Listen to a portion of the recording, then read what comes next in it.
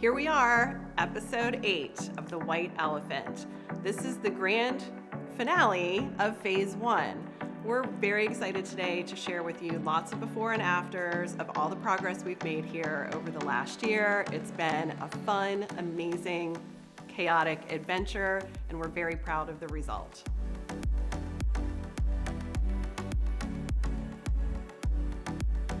As a designer, working on your own project is a lot of fun, but it is also very overwhelming. I think it's very common in the industry. If you talk to designers, they will say doing their own home is the hardest because we know all of the options. It's very hard for us to narrow down, but thankfully I have a great team at Trademark Interiors. I had great partnerships along the way, and they really helped me walk through the process and really make the selections that made this house come to life exactly the way we pictured it. Some items that I selected for the home, I knew from the very beginning I was going to use. One being very classic items, because we wanted this house to feel traditional in some sense, and that means classic materials, as we've talked about. So marble, that's a big one. We've used that, well, it's on the fireplace wall here. It's in the primary bathroom. We did a marble floor. So bringing in those natural materials were really important to me. I knew from the very beginning that that was going to happen. For the kitchen design, it was really important for us to go with some natural organic materials and an organic feeling in that space. So we really wanted open shelving in the kitchen. It's great functionally for us, and so we started there. But trying to figure out like what material we wanted to use there, we really landed on a natural stone. And then we pivoted and actually did a porcelain that looked like stone. So we did that because of the pattern and the cost and the availability at the time. So it really worked out really well for us. It has all that beautiful natural movement that we love, and the open shelving really incorporates the function that we wanted. The deep color in the island and on the beverage wall is that really deep cobblestone green, and we really wanted that warmth in the space to ground it. So we really enjoyed it. I think it came together beautifully, really mixing contrasting island and a lighter finish on the perimeter really came together beautifully, and it's a great, standard in kitchen design that we use frequently. Two trends that we leaned on in the design for the White Elephant. One is very dramatic, large-scale wall covering, and we brought that into the dining room space. We added a custom grass cloth to the dining room with a very large-scale dramatic pattern. So it's one of the first things you see when you walk into the home, and it really adds a huge amount of interest to the space. The upside to that is that we are able to change that out in several years. If we decide that trend has come and gone, if we're tired of it, it is just wall covering, so it's an easy thing to replace. We also chose to do that in the primary bathroom. We used Sherwin-Williams Color of the Year for 2023, which is called Red End Point. It's a beautiful color, but again, it's paint. So that's super easy to change out in a couple of years if we're tired of that color as well. So kind of incorporating those trendy things that can be easily swapped out at a later date is definitely the way to go. With any home renovation project, there are things that happen unexpectedly. And part of our role as a designer and as a contractor are to help solve those problems with our homeowners. But when it's our home, it's a little different, right? So fortunately for us, we've had a lot of practice in dealing with our homeowners on delays and issues along the way. So we are very experienced in problem solving, and we're very patient because we understand that things happen. We expect delays. So we moved the schedule. Yes, we're a little disappointed along the way, but obviously we know that it's going to come together in the end, and the things that you choose that you love are worth waiting for. At Trademark Interiors, we are often talking about the psychology of interior design. My first degree is in psychology. It is a passion and a love of mine, and I love to work with my homeowners to really incorporate that into the design, and it's a little tricky. So we start with really getting to know our clients and understanding what they're looking for in terms of not only function and design aesthetic, but also how do the spaces make you feel? And some of the spaces, let's say for example, in the bar area, that's not a space where you're necessarily lounging and relaxing. It's kind of a more high energy space. So that you incorporate that into the design by, we have mirror, you can see yourself, the music that's going on in there, the materials that are chosen to kind of liven up the space, adding a pool table in there. You obviously walk into the space and there's activity and action going on. As opposed to a space like the living room, which is kind of like my safe haven and where I love to go to relax, incorporating those heavy textures, the velvets, the nubby blankets, all like the cozy, warm, comfy things. So getting an idea of what the feeling is that you're looking to accomplish in a space, and then how that's incorporated via color, texture, and material.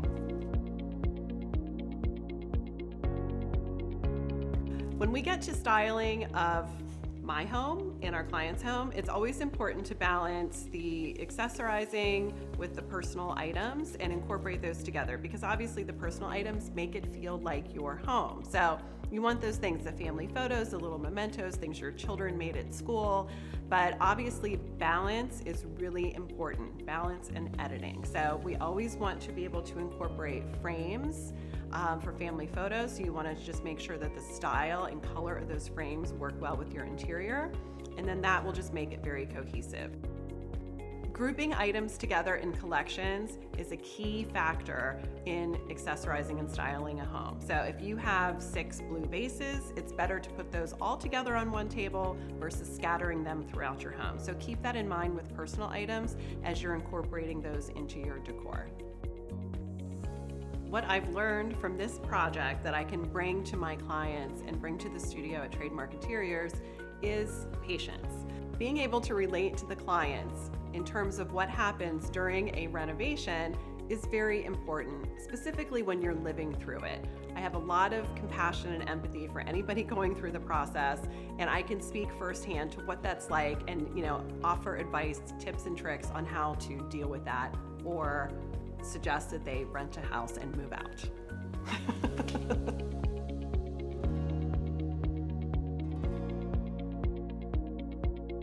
The bar is complete. We've spent a lot of time there. It's been a lot of fun really sitting there and having cocktails with friends and family. We're really enjoying the space. The bar was designed with many classic design elements, one being this beautiful metal foot rail. We have purse hooks under the bar. We have a beautiful wood-stained bar top. We have marble countertops behind the bar and that beautiful antique mirror. So it's really come together. It's very classic, very elegant, very traditional. Grant loves it. It was really his vision for that space. And because it was his vision, the bar is named for him. It's Guido's at the White Elephant. Grant's nickname in high school from Spanish class was Guido. And his home, which was the party house, became Guido's Playhouse. So now we have a t-shirt with that framed on the wall. We have a beautiful signage by the billiard table that has Guido's name on it, and we're just having a lot of fun with it. When selecting artwork for the White Elephant, I focused on a couple different avenues. So one being family photos, very important to me, very important to almost all homeowners. So we did choose a gallery wall in the living room and a gallery wall in the den. So we have 2 spaces that we did large scale frames, lots of family photos, and those can be switched out, which is important as well. I also have several pieces from a very good friend of mine who is an artist, and I love her work. So we've incorporated a couple of her pieces into our home. And then travel. So that's my one go-to when I travel, is I like to grab a piece of art if I find something that's inspiring to me, and I have a couple special pieces from my travels all over the world. It really makes it feel like your home when you're personally connected to your artwork. So keep that in mind when you're making the selections for your home. And finally, our primary bathroom is complete. We're very excited. We've been in there just for a little while and really enjoying the space. This area was really designed with one of my favorite details of all times, which is a black and white checkerboard floor. So it's always been a favorite of mine. It's very classic. It is just, I love it so much. And so I did choose a natural stone for the floor, black and white, real marble. It has lots of texture. It has an antique chiseled edge to it, so it's not like clean and perfect around the edges, and it's gorgeous. And we did add a heated flooring system. So when we get up in the morning, we have nice warm toes as we're walking into the bathroom. It's very luxe. I selected a walnut stained wood and inset cabinetry, and that means the door sits within the frame of the cabinet, and it's a very luxe feeling. And it is something that you would see way back when. Some beautiful gold hardware frames out the cabinets, and again, a natural marble top for the countertops. I also did an extended backsplash, so it's 8 inches tall. Behind the sink, it just adds a little drama and a little fun, and that's on both sides. As you're walking into the bathroom, on the right side is my side. I have lovely vanity space, a stool where I can sit and get ready in the morning. We have a drawer that has all of my appliances in it. It's very handy, very convenient, very functional. On Grant's side, the little surprise on his side are refrigerator drawers. So now we don't have to leave the bedroom when we're getting ready in the morning. We can have our cold brew coffee, we can have my iced tea, everything is there that we need. So we each have our own space, it's lovely. Also in this space, we painted the cabinetry, so we repurposed what we had in here before. The color is a Sherwin-Williams Black Magic. It's really cool. It has some nice warm undertones to it. We added beautiful gold hardware, and that carries you into our oversized luxe shower. Here we have his and her sides, beautiful niches for all of our products, a bench for sitting, shaving, those kinds of things, and a gorgeous view to our backyard. What else could you want? On the left side, what used to be our shower is now where our freestanding tub is. So it's a great little nook, has a beautiful piece of art hanging there, and I added my grandmother's chair as a little side table there, which adds a great personal touch to the space. To round out the bathroom, we also have a large heated towel rack, and that provides a lot of warmth and coziness when we get out of the shower. So overall, we're enjoying it. I love the light fixtures we've added into the space. They're all finished in a little bit of a gold with some glass and really tying together the space really beautifully. Initially, phase 1 of the White Elephant incorporated a few more aspects that aren't quite done right now. And that is because our timeline really stretched. So there are 2 items that will move into phase 2, and that is the outdoor kitchen area and the guest room and pool baths. And at this point, like many homeowners, we need just a little teeny tiny break, and we're gonna take that and then regroup and finish out the rest of the project, and who knows what else we'll think of along the way. Don't forget to like, comment, and subscribe. We have a lot more exciting things to show you happening at Trademark Interiors, and also you never know what we're going to come up with here at the White Elephant to show you along the way.